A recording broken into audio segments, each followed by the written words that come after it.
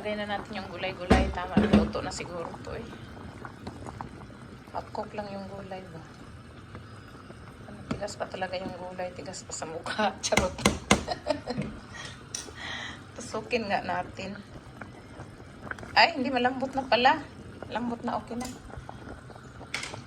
Ito yung kamatis, guys. May kamatis siya eh. Lagay ko kamatis. Tsaka, leek at tsaka sibuyas na spring onion, guys. And then celery.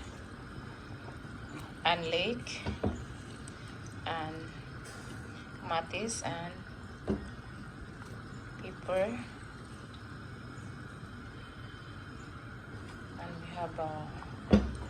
And we have I forgot this. What is this? Ano nga yung pangalan nito eh?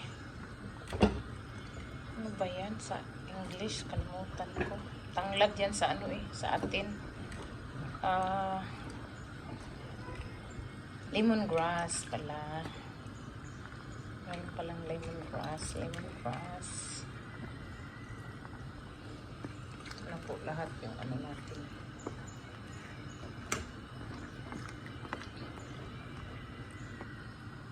Tapos lagyan natin ng maraming sili. Oh my God. Pagkulo niyan, ano na. Tapos lagyan natin ng sinigang na may gabi.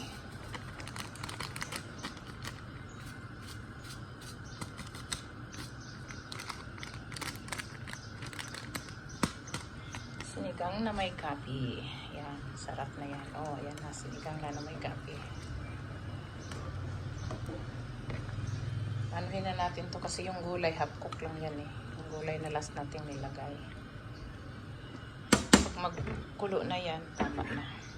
Sara natin, balikan natin inapon. Yan na. Okay na, kumulo na yung tubig niya. Kumulo na, tama na.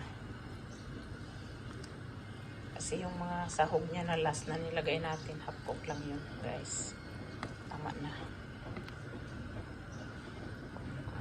Sabaw.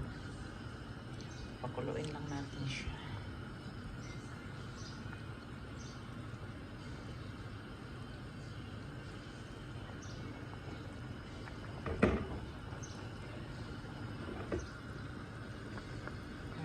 Yan, sarap na siya. Chicken soup, drumsticks, chicken tight soup, guys.